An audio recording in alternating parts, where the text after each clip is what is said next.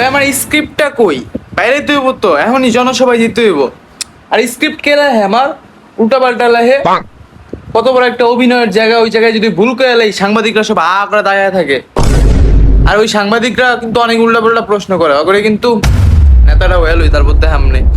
আর সাংবাদিকরা যখন আমার উল্টা পাল্টা প্রশ্ন করবো, আমি যেগুলো পারবো না, মানে আমার এগুলো তো আমি পড়ে যাইনি, না পড়ে গেলে আমি কোন কেমনে, তখন আমি নখ চুলকামু, এমন এমন করমু।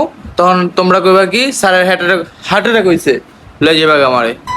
আরে এইগুলা কি গণহারে সবাই কোলাকুলি শুরু করে দেয়। মাত্র পাঞ্জাবিটা আয়রন করে মেয়েরা পুরা মেয়েরা বাইরেছিলাম, এই পাঞ্জাবিটা মনে কর সবাই একেবারে কোলাকুলি করে আয়রন করতে টেকা লাগে না, আমার টেকা দেয়।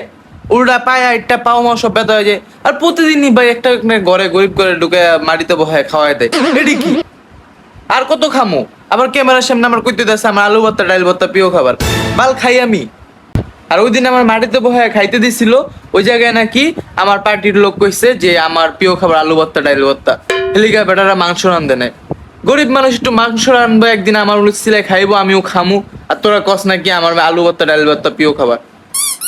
আর এলাকার পিচ্ছি পিচ্ছি পোলাপানরা গুড়ামুড়া, ওই যে একদিন দেখলাম একটা মায়ের কোলে একটা পিচ্ছি মাইয়া, ওটা আমার কয় নাহিদ ভাই নাহিদ ভাই, এটি কি?